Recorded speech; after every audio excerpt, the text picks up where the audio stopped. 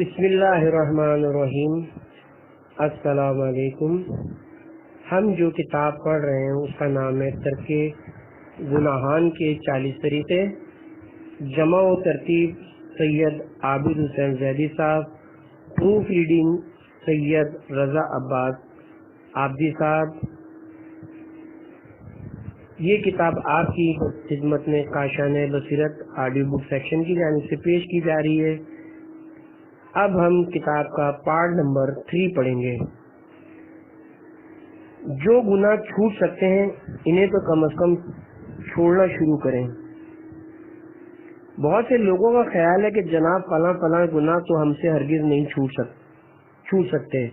چلے ٹھیک ہے، جو گناہ چھوٹ سکتے ہیں کم از کم وہ تو چھوڑنا شروع کر دیں۔ مثلا رشوت کے بارے میں تو ہم کہہ سکتے ہیں کہ اگر چھوڑ دیں گے تو دال روٹی کیسے چلے گی، مگر داڑھی رکھنے میں کون سی مصلحت برباد ہوتی ہے۔ ابتدائی عمر میں تو اس لیے منڈوانی شروع کی تھی کہ خوبصورت معلوم ہوں گے، لیکن اب بڈھے ہو کر منڈوانے میں کیا مصلحت ہے۔ اسی طرح بہت سے ایسے گناہ ہیں کہ انہیں چھوڑ دیں تو دنیا کا کچھ بھی نقصان نہیں، ان کو چھوڑنے میں کیا قباحت ہے۔ ترک گناہان کے لیے پہلا قدم آج اور ابھی اٹھا لیجئے۔ جس طرح دنیاوی معاملات میں صرف فکر کرنے کو کافی نہیں سمجھا جاتا، جس طرح اگر کسی کے پاس آنا ہو، مسالہ ہو، ساز و سامان موجود ہو اور وہ کھانا نہ پکائے، صرف سوچتا رہے کہ کھانا کیسے پکے گا، کب میں کھاؤں گا، تو اس کے فقط سوچنے سے کیا ہوگا۔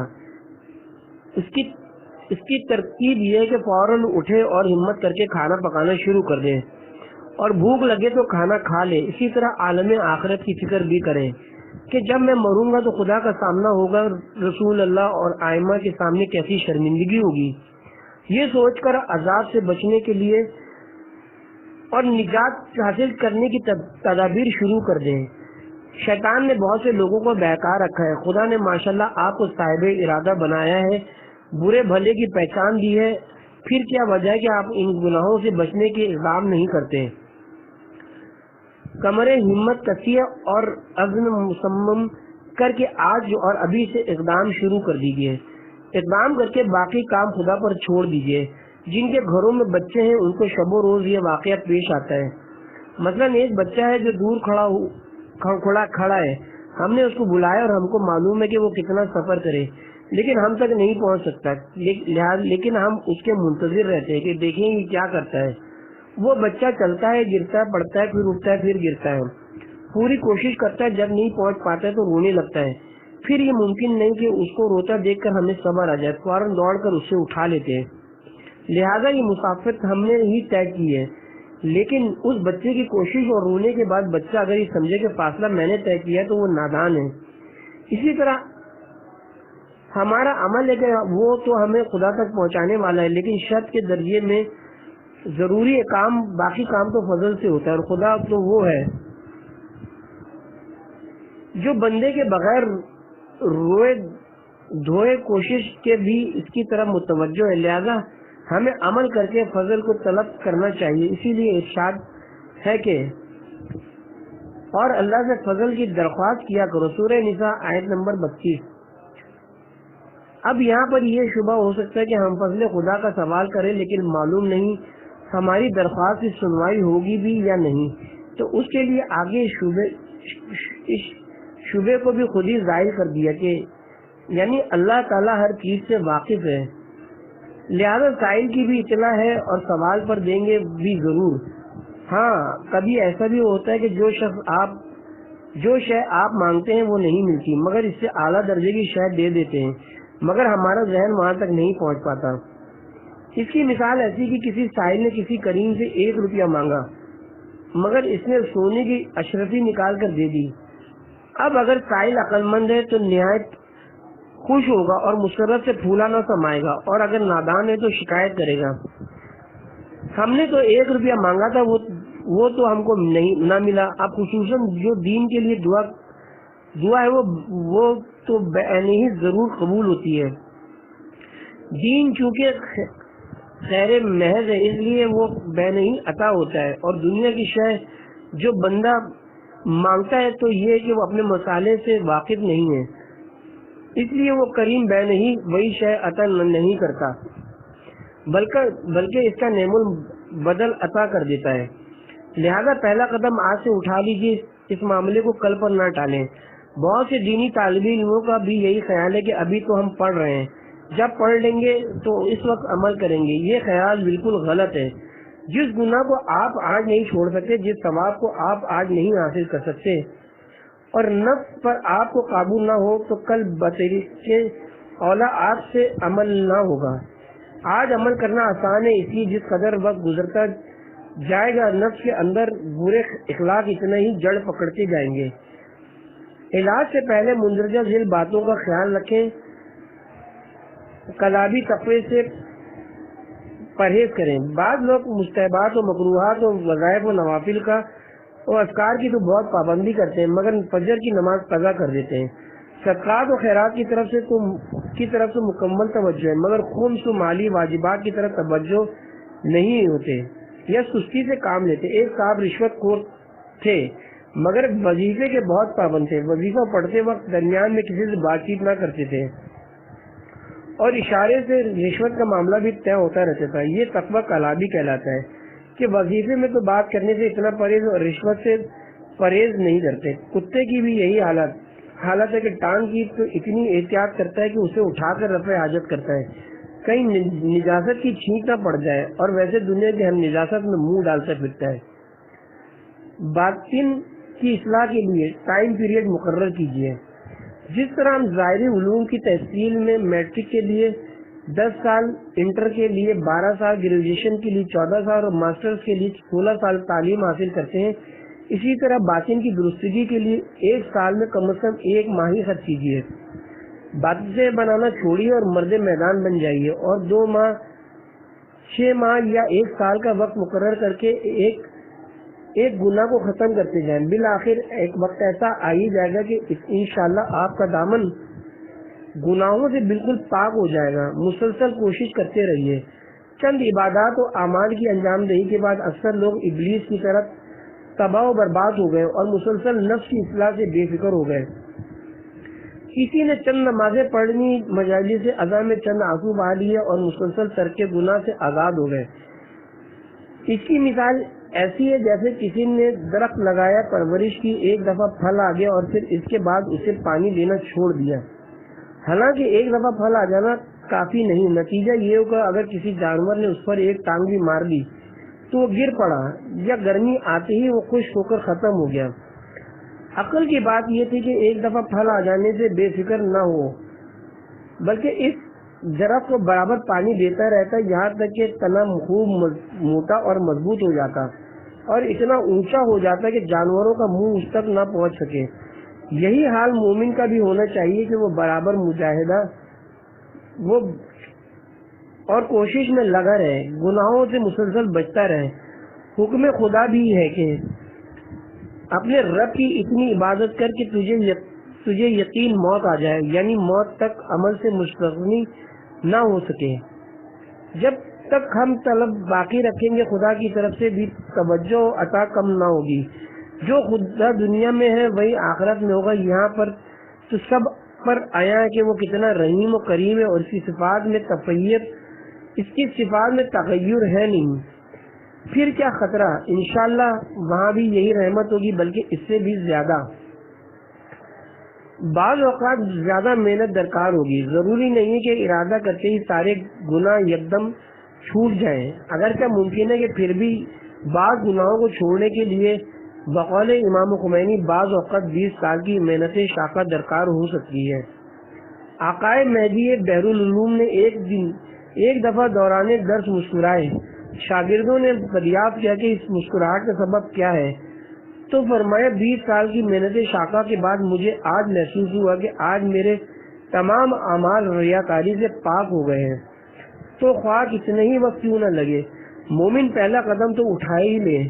انشاءاللہ ایک وقت ایسا آئے گا کہ وہ تمام گناہوں کے ترک پر قادر ہو جائے گا، اور اگر اس دوران اسے موت آ گئی تو انشاءاللہ رحمت خدا اس کے شامل حال ہوگی اور وہ بخش دیا جائے گا۔ چھوٹے گناہان صغیرہ سے بھی اپنے آپ کو بچائیے۔ اگر چھوٹے گناہوں کو معمولی سمجھ کر کوئی شخص ارتکاب کرے گا تو اس میں خوف کا مادہ کم ہو جائے گا اور پھر بڑے گناہوں کی طرف بھی وہ لامحالہ ہو جائے گا اور ان کا ارتکاب کرے گا. اور اس کی مثال ایسی ہے کہ جیسے کوئی کہے کہ میں کبیرہ گناہوں سے خود کو بچاتا رہوں گا اور صغیرہ ہو جائے تو قابل معافی ہوں گے. ایسا ہی ہے کہ جیسے کوئی بڑے سانپ سے خود کو نہ ڈسوائے بلکہ چھوٹے سے سانپ سے ڈسوا لے. کیا کوئی یہ گوارا کر سکتا ہے کہ گھر میں چھوٹی سی چنگاری لگا دی جائے؟ حالانکہ اس کی حقیقت ہی کیا ہے. لیکن پھر کوئی یہ گوارا نہیں کرتا اور یہ کہتا ہے کہ خدا بری گھڑی نہ لائے. بعض دفعہ یہی چھوٹی سی چنگاری غضب ڈھا دیتی ہے. افسوس ایک معمولی سی دنیاوی چیز کی تو اتنی قدر اور ایسی احتیاط اور متاع ایمان کی ایسی بے قدری کہ اس میں گناہان صغیرہ کی چنگاری بھی لگانا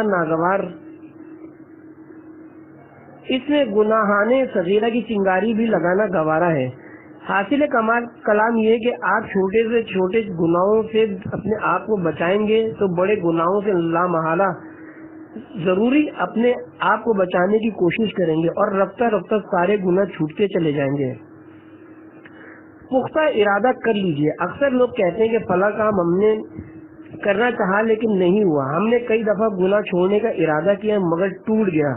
یقین جانی کہ انہوں نے اس کا ارادہ ہی نہیں کیا تھا. ہاں یہ کہا جا سکتا ہے کہ اس کام کی تمنا تو کی تھی مگر ارادہ نہیں کیا تھا، کیونکہ پختہ ارادے کے بعد عمل ہو ہی جایا کرتا ہے.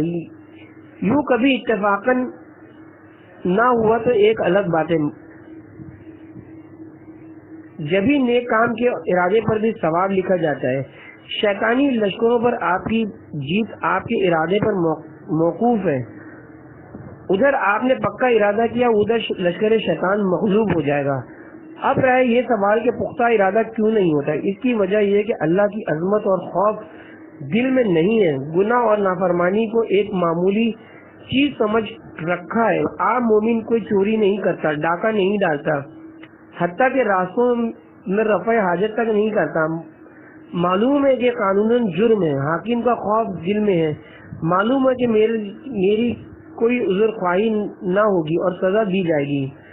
اسی طرح گناہوں کی سزا کے متعلق بھی سوچا جائے اور حشر کی صدقی پر نگاہ ہو تو پھر پختہ ارادہ ہو ہی جاتا ہے. گناہوں کے لیے بہانے بنانا قبول نہ کیا جائے گا. چلے اگر بہانے اور عذر سن بھی لیے جائیں تو وہ صرف ان گناہوں میں بظاہر چل سکتے ہیں جن کے چھوڑنے میں آمدنی کا بذریعہ کوئی نقصان ہو، جیسے سود. مگر پھر یہ سوال یہ ہے کہ وہ گناہ کیوں کی جاتے ہیں جن کے چھوڑنے میں آپ کا کوئی نقصان بھی نہیں، جیسے جھوٹ، غیبت، لوگوں کو ستانا. اس میں کون سا فائدہ ہے؟ گناہ کرنے والوں سے راحت کوسوں دور ہے. کھانے پینے کی فراغت کا نام عیش ہے، اصل راحت دل کی راحت اور چین ہے جو گناہگاروں کو نصیب نہیں. کافر تو بے فکر ہو کر گناہ کرتا ہے کیونکہ اسے آخرت کا یقین نہیں، مگر مسلمان کو تو گناہ کرتے وقت بھی مزہ نہیں آتا. بار بار دل میں خوف خدا سے خطرہ پیدا ہوتا ہے، یعنی گناہ ہوتا بھی ہے اور بے لذت بھی. گناہ کے وسوسوں سے نہ گھبرائیں، بس ان پر عمل نہ کریں. کتنے ہی گناہوں کے وسوسے آئیں، لاکھ تقاضے گناہ ہو، آپ بس اس پر عمل نہ کریں، آپ کا تقویٰ بالکل ٹھیک رہے گا. انسانی جسم میں ہر وقت کچھ نہ کچھ فضلات موجود رہتے ہیں. ایکس رے کرانے سے نظر بھی آ جائیں گے، لیکن جب تک وہ گندگی باہر نہ نکلے آپ کا وضو نہیں ٹوٹے گا. اسی طرح گناہوں کے وسوسے ہیں، بس اس پر اگر عمل نہ ہو آپ کا تقویٰ باقی رہے گا. حضرت یوسف کی طرح بھاگیے. حضرت یوسف کو زلیخا جس مکان میں لے گئی، اس مکان کے 7 حصے تھے اور ہر حصہ مقبل تھا تاکہ حضرت یوسف باہر نہ جا سکیں. زلیخا نے خوشامدیں کی، دھمکیاں بھی دیں، لیکن عصمت نبوت کے سامنے ایک نہ چلی. حضرت یوسف نے دیکھا کہ ہر دروازہ مقبل ہے، کوئی صورت کرنا چاہیے. چنانچہ آپ نے بھاگنا شروع کیا. آپ جس دروازے پر پہنچے اس کا تالا خود بخود ٹوٹ کر گر جاتا اور دروازہ کھل جاتا. اس کے لیے مولانا روم نے فرمایا کہ اگر شیطان اور نفس کہ پھندے سے بچنے کا کوئی دروازہ نظر نہ آتا، پھر بھی مایوس نہ ہونا چاہیے، بلکہ حضرت یوسف کی طرف دوڑنا چاہیے، پھر دیکھیے دروازہ کھلتا ہے یا نہیں۔ لہذا آج کل پر اس اہم کام کو نہ ٹالیے، ہمت کیجیے، کاملین میں نہ اٹھائے گئے تو تابعین میں ضرور اٹھائے جائیں گے۔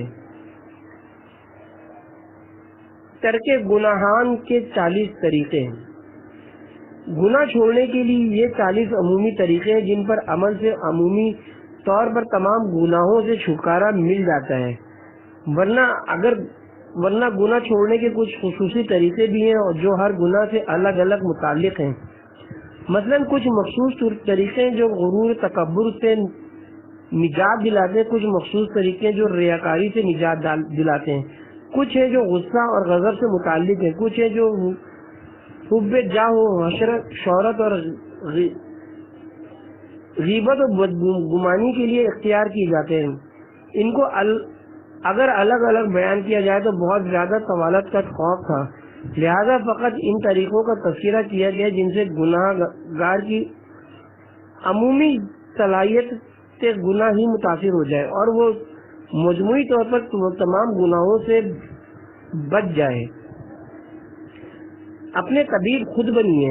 اسلام نے انسان کو یہی حکم دیا کہ اپنی حفاظت خود کرے اور یہی بہت بڑا تربیتی قاعدہ ہے۔ اس لیے قرآن میں فرمایا ہے کہ ہر انسان اپنی نیکی اور برائی سے خود آگاہ ہے، اگرچہ وہ غور کرتا رہے۔ امام صادق علیہ السلام نے بھی فرمایا تمہیں اپنے نفس کا طبیب اور مالک قرار دیا گیا ہے، تجھے مرض بتلایا جا چکا ہے، صحت و سلامتی کی علامات بھی بتلائی گئیں اور تجھے دوا بھی بیان کر دی گئی ہے، بس خوب فکر کرو کہ تم اپنے نفس کا کیسے علاج کرتے ہو۔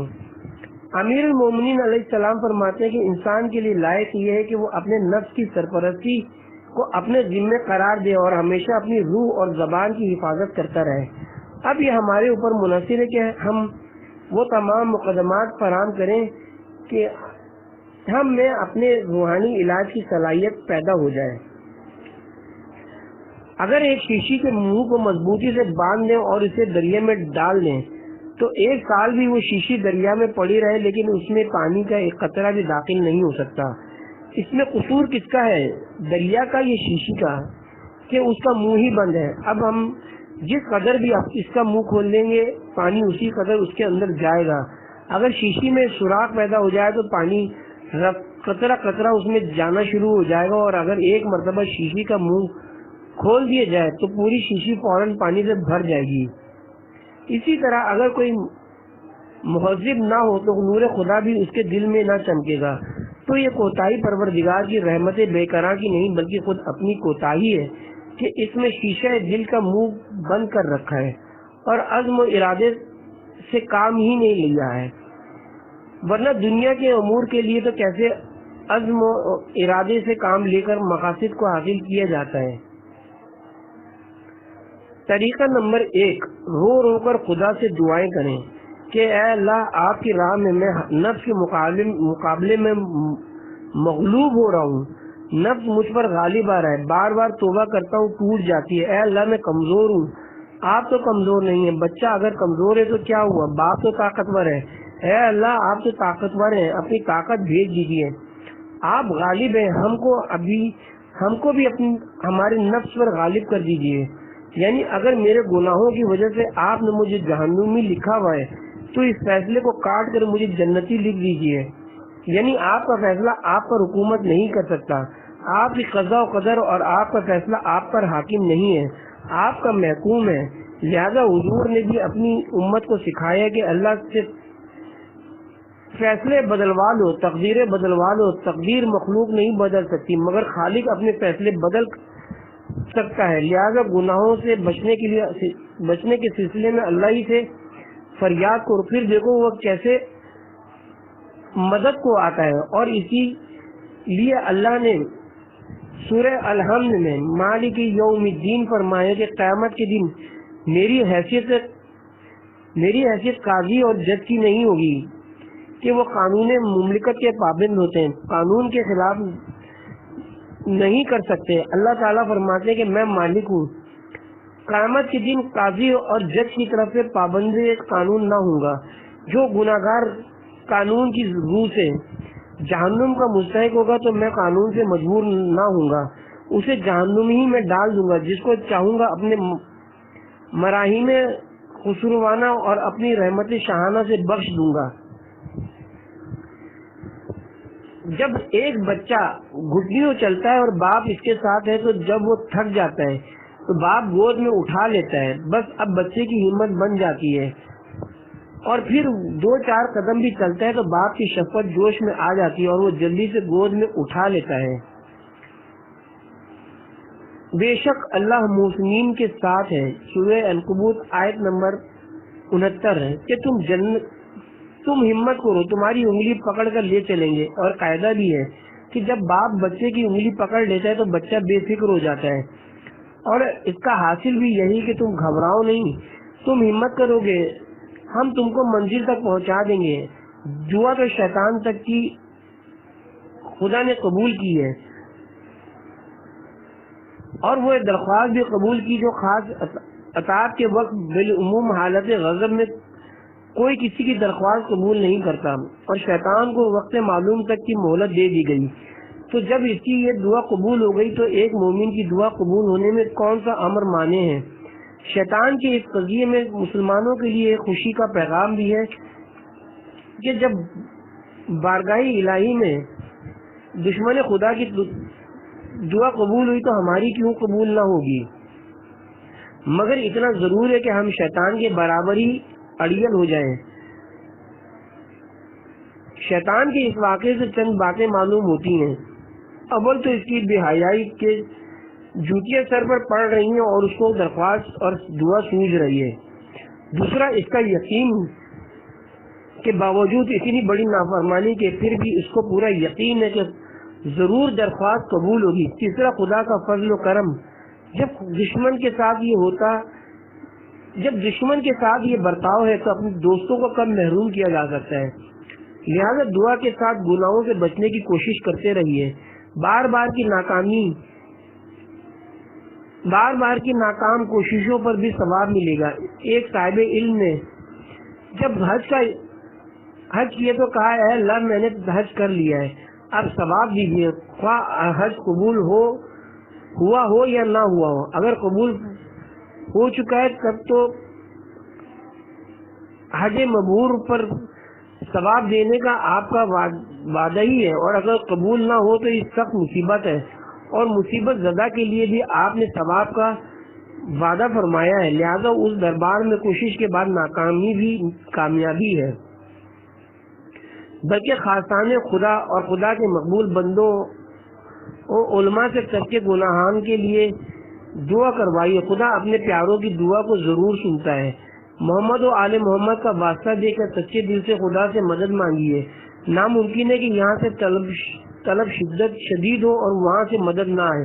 اے خدا، آپ نے مجھے گناہ سے بچنے کی جو ہمت دی ہے اور تقوی کی جو صلاحیت دی ہے، اس کو مجھے استعمال کرنے کی توفیق دے دیں، کیونکہ اگر یہ طاقت نہ ہوتی تو تقوی فرض نہ ہوتا۔ کمزور پر تقوی فرض کرنا ظلم ہے، اور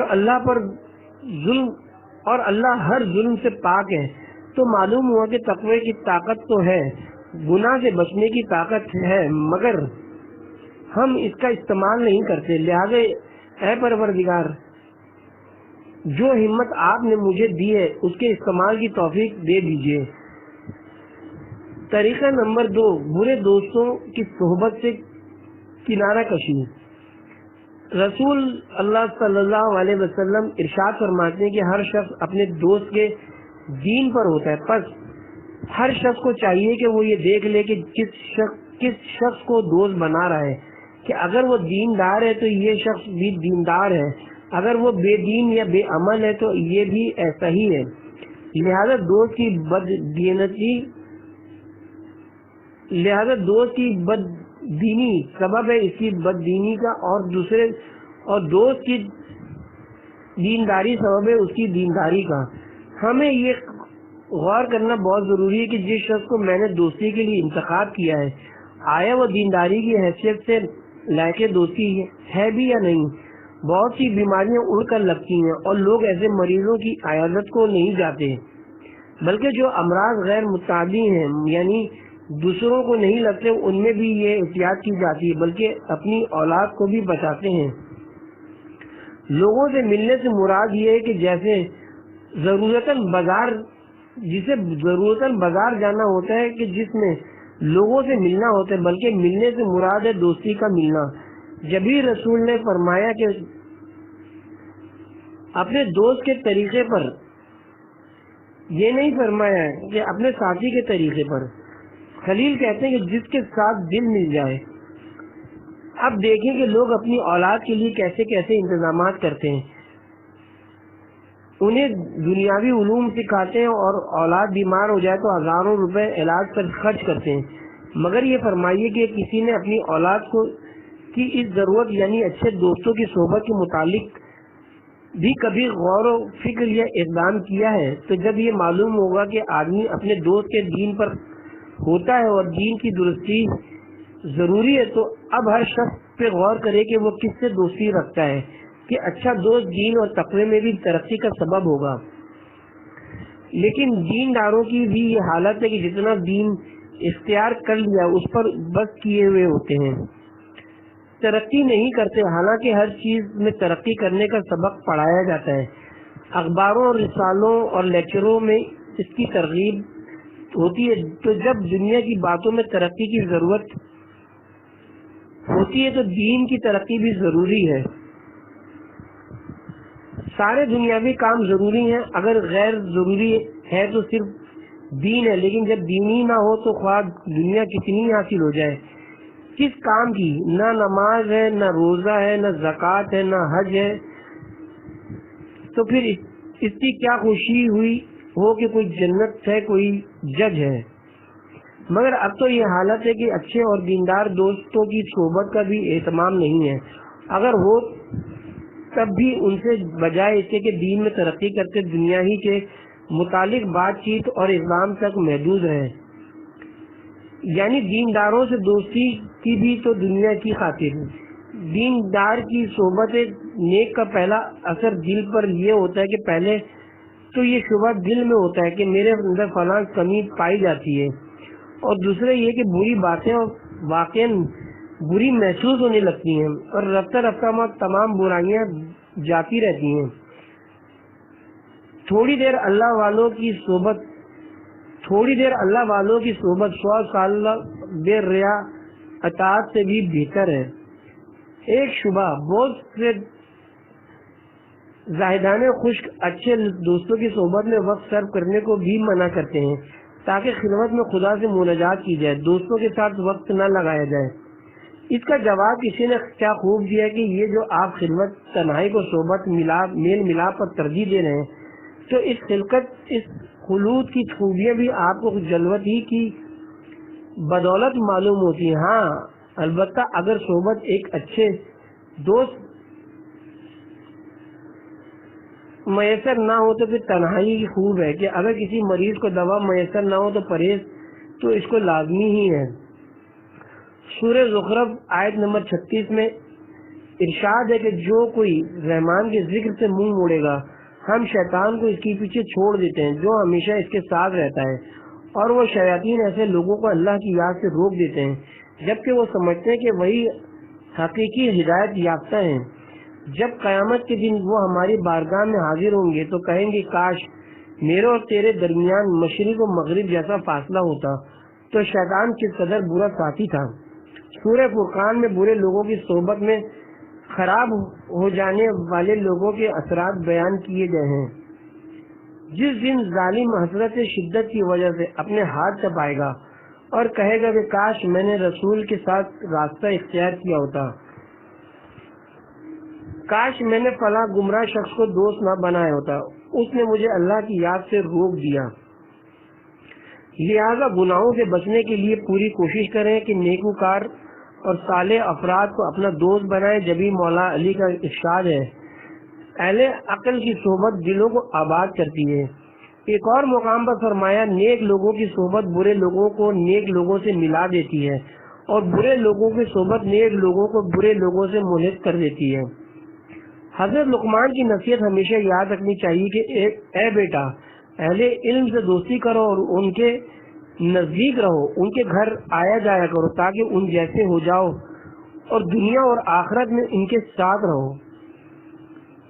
گناہ اور بری اخلاقیات متعدی بیماریوں کی طرح ہیں، لگ جانے والی بیماریاں جو تیزی سے دوستوں اور ساتھیوں میں منتقل ہو جاتی ہے۔ خاص طور پر اگر انسان کم عمر ہو، معلومات کم ہو، ایمان و عقائد کمزور ہو تو دوسروں کی اخلاقی خصوصیات تیزی سے اثر انداز ہوتی ہیں۔ ایسے برے افراد سے میل جول انسانوں کے لیے زہر قاتل ہے۔ نوجوان اگر یہ دیکھیں کہ میرے کچھ دوست ایسے ہیں جو مجھے برائیوں میں مبتلا کرتے ہیں، ان کے ساتھ رہنے سے میں گناہ میں مبتلا ہو جاتا ہوں، تو ایسے دوستوں کو سمجھائیں، ورنہ ان سے کنارہ کشی کریں۔ جناب نوح کے کافر بیٹے کی ہٹ درمی اور کفر کی وجہ اس کے برے دوست بتائی گئی ہے۔